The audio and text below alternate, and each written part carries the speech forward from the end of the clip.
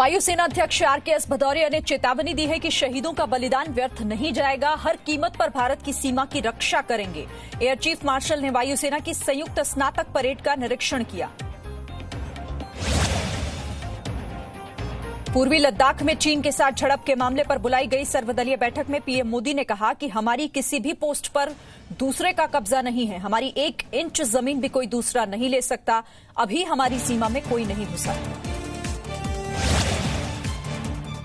प्रधानमंत्री मोदी ने कहा कि हमारी 1 इंच जमीन पर भी कोई आंख नहीं उठा सकता। प्रधानमंत्री ने कहा कि पहले चीन के सैनिकों को कोई टोकता नहीं था, लेकिन अब रोकने पर तनाव बढ़ता है। प्रधानमंत्री ने कहा कि वास्तविक नियंत्रण रेखा पर पेट्रोलिंग बढ़ाई गई। पीएम मोदी ने कहा कि चीन ने वास्तविक नियंत्रण रेखा पर जो किया उससे पूरा देश गुस्से में है, आहत है। पीएम मोदी ने कहा कि सर्वदलीय बैठक में भी वो गुस्सा दिखाई दिया। प्रधानमंत्री मोदी ने कहा कि भारत शांति और अच्छे संबंध चाहता है, लेकिन देश की अखंडता और संप्रभुता से कोई समझौता नहीं होगा। सर्वदलीय बैठक की शुरुआत से पहले पीएम मोदी, रक्षा मंत्री राजनाथ सिंह, विदेश मंत्री एस जयशंकर समेत तमाम नेताओं ने चीन के साथ झड़प में शहीद हुए सैनिकों को नमन किया, खड़े होकर श्रद्धांजलि दी। सर्वदलीय बैठक करीब 3.5 घंटे चली, 20 दल इसमें शामिल हुए। राहुल गांधी ने ट्वीट कर सरकार पर फिर से आरोप लगाए, कहा गलवान घाटी में चीन का हमला पहले से बनाई गई योजना थी, भारत सरकार सोती रही, समस्या से इनकार करती रही, जिसकी कीमत जवानों की शहादत से चुकानी पड़ी। सर्वदलीय बैठक में सोनिया गांधी ने मोदी सरकार से कुछ सवाल पूछे। सोनिया गांधी ने कहा कि देश सीमाओं की रक्षा के लिए सरकार द्वारा उठाए गए कदम का पूरा समर्थन करता है, लेकिन दुख इस बात का है कि इतना समय गुजर जाने के बाद भी इस संकट की घड़ी में कोई अहम पहलुओं के बारे में हमें अंधेरे में रखा गया। सर्वदलीय बैठक में कांग्रेस को सीपीएम को छोड़कर किसी भी विपक्षी पार्टी का साथ नहीं मिला। सर्वदलीय बैठक में कांग्रेस और लेफ्ट पार्टियों को छोड़कर सभी दल सरकार के साथ रहे।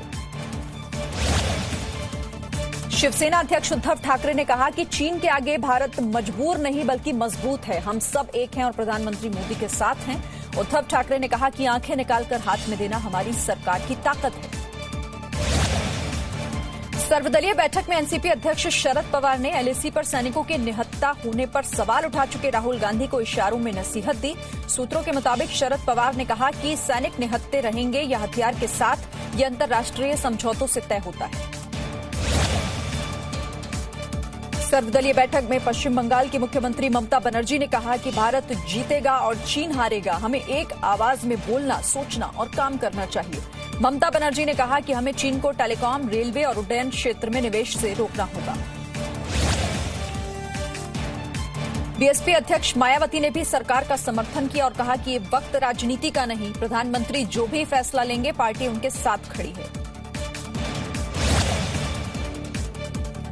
अमेरिका के गृह मंत्री माइक पॉम्पियो ने कहा कि चीन ने सीमा पर भारत के साथ तनाव को बढ़ाया। चीन की कम्युनिस्ट पार्टी न सिर्फ अपने पड़ोसियों के लिए बल्कि हम सभी के लिए दुष्ट है। चीन के हैकर्स ने रेलवे बोर्ड के 4 कंप्यूटर सिस्टम को हैक कर अहम जानकारियां चुराने की कोशिश की। घटना का पता चलते ही आईबी ने रेलवे बोर्ड को सतर्क करने की वजह से ऐसा नहीं हो पाया। रेलवे ने कहा हैकर्स कोई जानकारी लीक नहीं कर पाए। जम्मू के हीरानगर सेक्टर में पाकिस्तान की साजिश हुई नाकाम, बीएसएफ ने पाकिस्तान के टोही ड्रोन को मार गिराया। प्रधानमंत्री नरेंद्र मोदी ने वाराणसी में चल रही अलग अलग विकास परियोजनाओं का कल वीडियो कॉन्फ्रेंसिंग के जरिए उनकी समीक्षा की। इस दौरान काशी विश्वनाथ मंदिर परिसर के लेआउट को ड्रोन वीडियो के माध्यम से दिखाया गया। वाराणसी में कोरोना से संबंधित तैयारियों को भी बताया गया। मुंबई में कोरोना पॉजिटिव मरीजों की संख्या बढ़कर 64,139 हो गई है। मुंबई में पिछले 24 घंटों के दौरान कोरोना से 114 मौतें हुई। मुंबई में कोरोना से अब तक कुल 3,425 मौत हो चुकी है। कोरोना में लॉकडाउन की वजह से अपने अपने राज्यों को गए प्रवासी मजदूर अब लौटने लगे हैं, हालांकि इनकी तादाद फिलहाल कम है।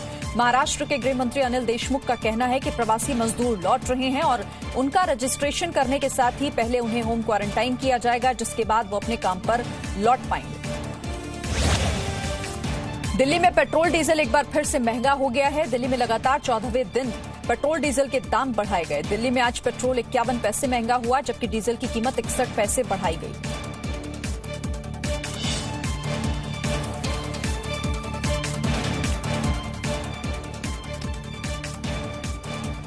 Presenting the News app, available on Google Play and App Store. Download it now.